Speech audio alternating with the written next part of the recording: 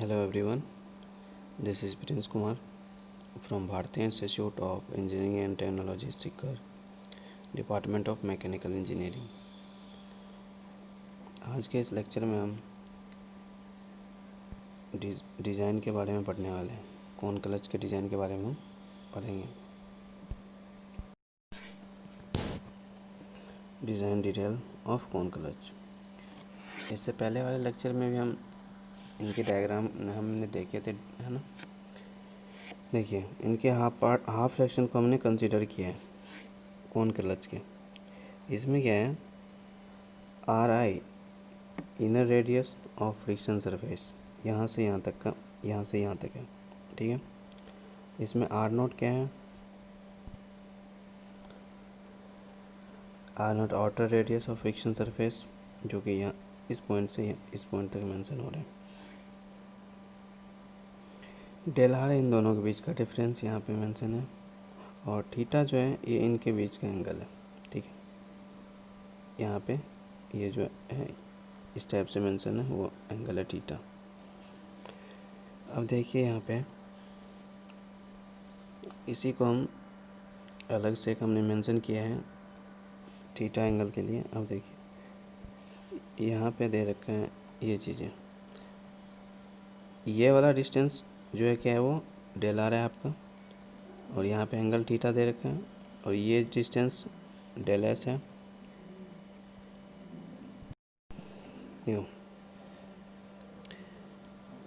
Del S यहाँ पे इनकी विड्थ है ना। एक क्लच प्लेट जो थे उनके ये विड्थ है, ये वाला पोर्शंस, ठीक है। अगर इसके सर्कुलर सेक्शन को देखो, और डेल पी है नॉर्मल लोड, एक्सियल लोड है डेल डब्ल्यू। ये जो एक्सियल और नॉर्मल लोड है वो किस पे लग रहा है आपका, आपने जो ये एलिमेंट छोटा सा माना है ना, डिफरेंशियल एलिमेंट, उस पे अब हम कंसीडर कर रहे हैं। Consider a differential element at radius R radius का हमने एक एलिमेंट मान लिया यहाँ से लेके यहाँ तक, एंड विड्थ डेल एस, जो कि हमने यहाँ पे मेंशन किया है, विड्थ डेल एस एज सोन, जो कि आपके यहाँ पे दिख रहे हैं।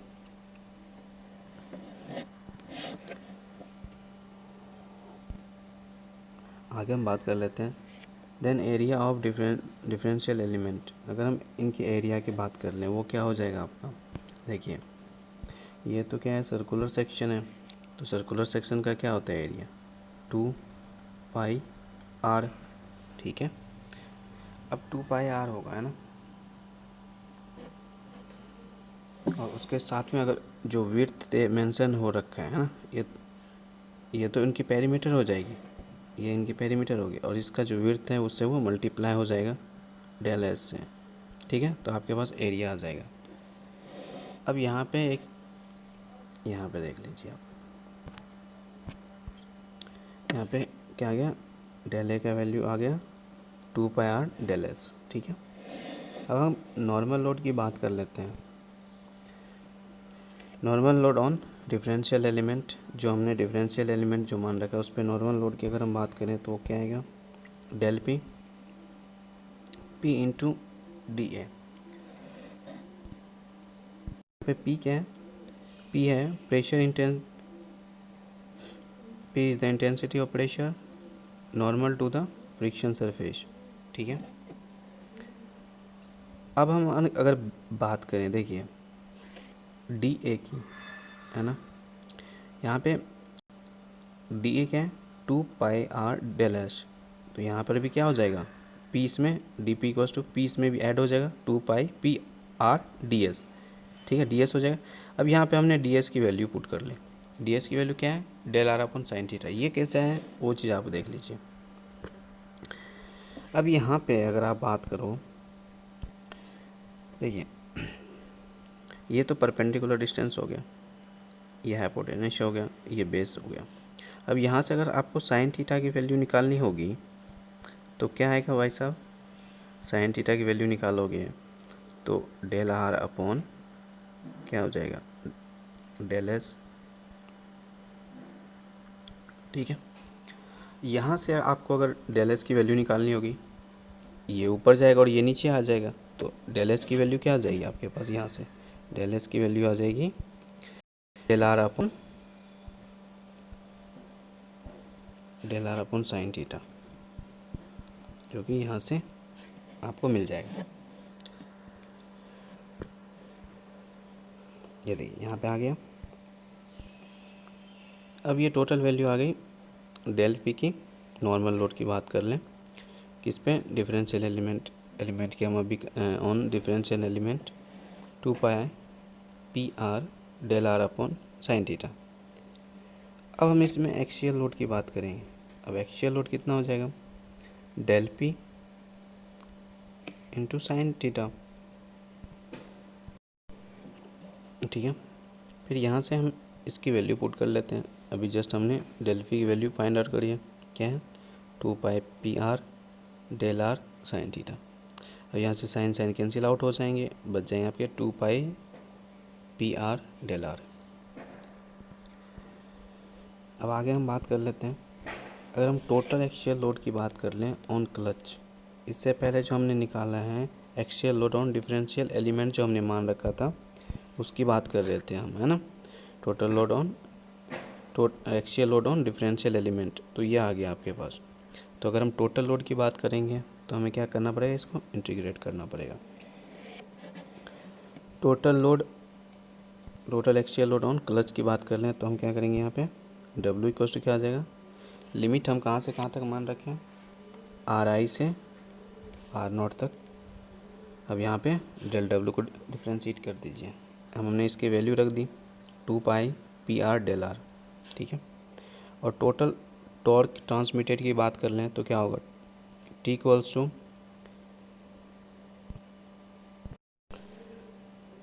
टोटल टॉर्क ट्रांसमिटेड क्या हो जाएगा,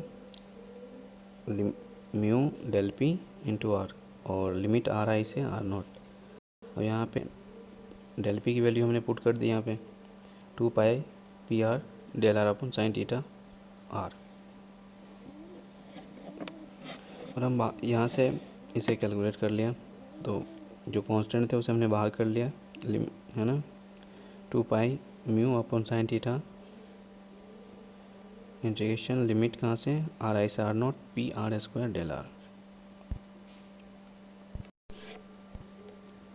इसमें थोड़ा सा आप ये भी सोच रहे होंगे कि ये चीज़ आया कैसे, है ना। वो इस टाइप से आया।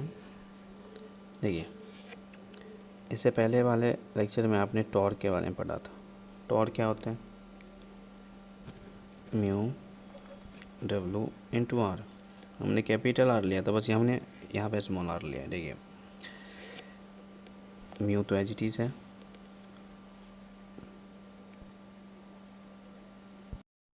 और हमने स्ट्रिप जो लिया है वो स्मॉल स्ट्रिप की बात कर रहे हैं, ठीक है। उस स्ट्रिप की बात कर रहे हैं, उस स्ट्रिप पे जो एक्सियल लोड है वो क्या है, डेल W है। तो डेल W की वैल्यू है, ठीक है, ठीक है। ये फॉर्मूला पढ़ा था, इस पे बेस्ड है ये, ठीक है। इसमें फिर स्ट्रिप था तो उसके लिए स्मॉल आर ले लिए, और स्ट्रिप के लिए एक्सियल लोड की बात करें तो डेल W ले लिया, और म्यू तो आता ही है, ठीक है। तो यहाँ से हमने अपने पास ये चीज़ आ गई, और वो कैसे आई है वो भी देख लीजिएगा। अब देखिए, डेल पी की हमने वैल्यू रख दी यहाँ पे, जो कांस्टेंट टर्म्स हैं उसे हमने बाहर कर लिया, और अपने पास ये चीज़ आ गई, ठीक है। आगे हम बात कर लेते हैं। अब देखिए, दो इक्वेशन 1 और 2 can be integrated by considering. अब कुछ चीज़ को हम कंसीडर करके चल रहे हैं इक्वेशन 1 और 2 के लिए, ठीक है। इक्वेशन ये जो 1 है हमने निकाला 2 के लिए। अब इसमें कुछ चीज़ को हम कंसीडर कर रहे हैं। एक तो हम एक्सियल लोड को एक लिए, और टोटल टॉर्क जो निकालेंगे हम ट्रांसमिट हो गया उसके लिए। अब यूनिफॉर्म प्रेशर इंटेंसिटी की बात करें, इंटेंसिटी की बात कर लें, पी यहाँ पे हम कांस्टेंट मान के चल रहे हैं, ठीक है। और यूनिफॉर्म रेट ऑफ वियर की बात करें तो यहाँ पे हम क्या मान के चलेंगे, पी आर को कांस्टेंट मान के चल रहे हैं, ठीक है। ये चीज़ है। अब वन बाय वन इसे हम डिस्कस कर लेते हैं। अब देखिए, अगर हम यूनिफॉर्म प्रेशर इंटेंसिटी की बात कर लें तो क्या आ जाएगा यहाँ इक्वेशन 1 से। आपने इक्वेशन 1 यहाँ से आपने नोट कर लिया, ये चीज़ आ गई। अब देखिए इसे इंटीग्रेट कर दीजिए आर को, तो क्या हो जाएगा आर स्क्वायर अपॉन 2। लिमिट लगा लीजिए, लिमिट लगाने के बाद इस लिमिट पुट कीजिए यहाँ पे। अब लिमिट पुट करने के बाद यहाँ पे आपके पास आ जाएगा ये हाफ ऑफ बाहर कर दिया मैंने, हाफ ऑफ कैंसिल आउट हो गए यहाँ से, ठीक है। Pi P R square minus R not square minus R I square, यहाँ से एक इक्वेशन 3rd नंबर का आ गया। अब कह रहा है which is independent of cone angle, इसमें तो कोन एंगल में आया ही नहीं, तो ये इंडिपेंडेंट है कोन एंगल से। अब हम इक्वेशन 2nd से अगर बात करें, टी इक्वल्स टू क्या आ गया 2 पाई म्यू साइन थीटा, और यहाँ पे P R square del R है ना। इस कंडीशन में क्या है, पी आर कॉन्स्टेंट है, तो पी आर को बाहर कर लेंगे तो क्या चीज़ें बच जाएगी आपकी। पी आर को बाहर करने के बाद आपके जो टर्म्स आ जाएंगे,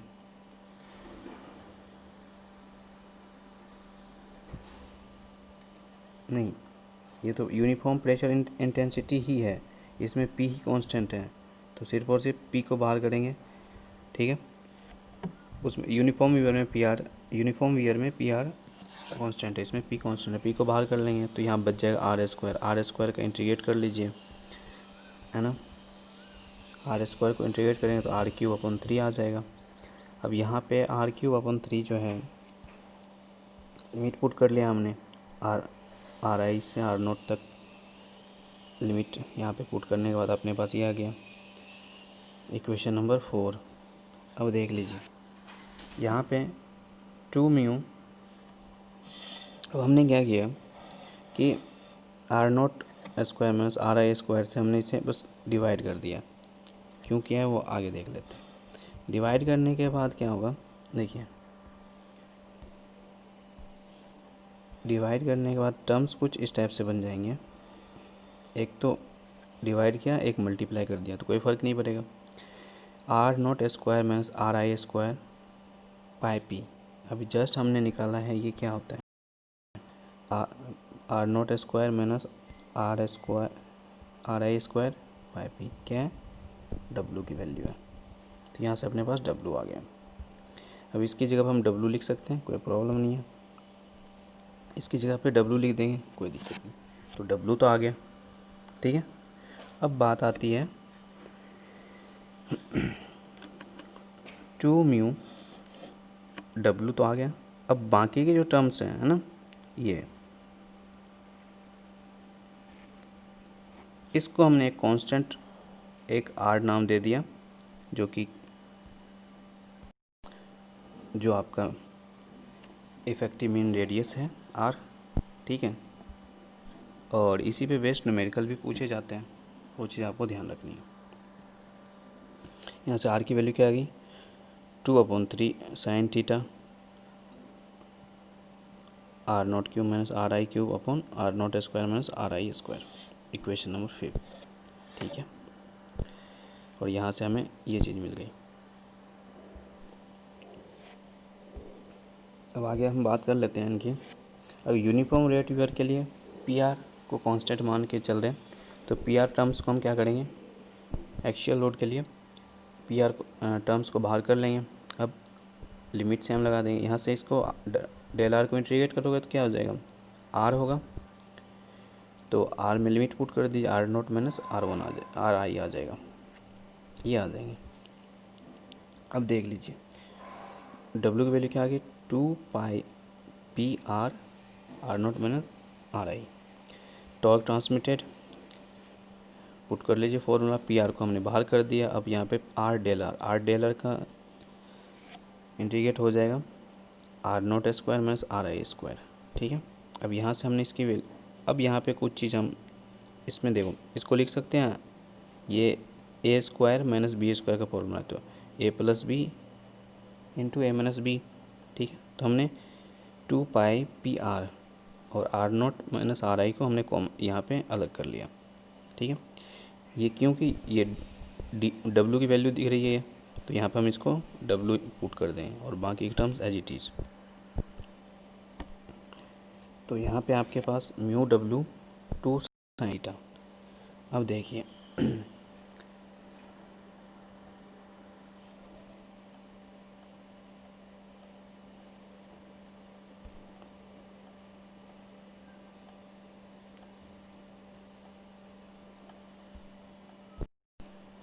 रह गया है वो देख लीजिएगा आप।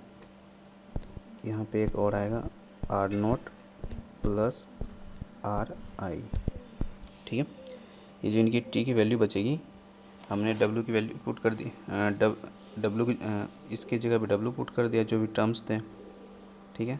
और mu W upon 2 sin theta into जो है R note plus R I, ठीक है।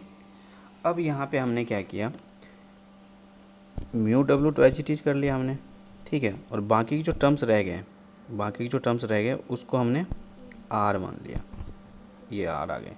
तो आर इक्वस टू क्या आ गया आपके पास, R note plus R I upon 2 sin theta, ठीक है। अब out of equation 5th and 8th the latter gives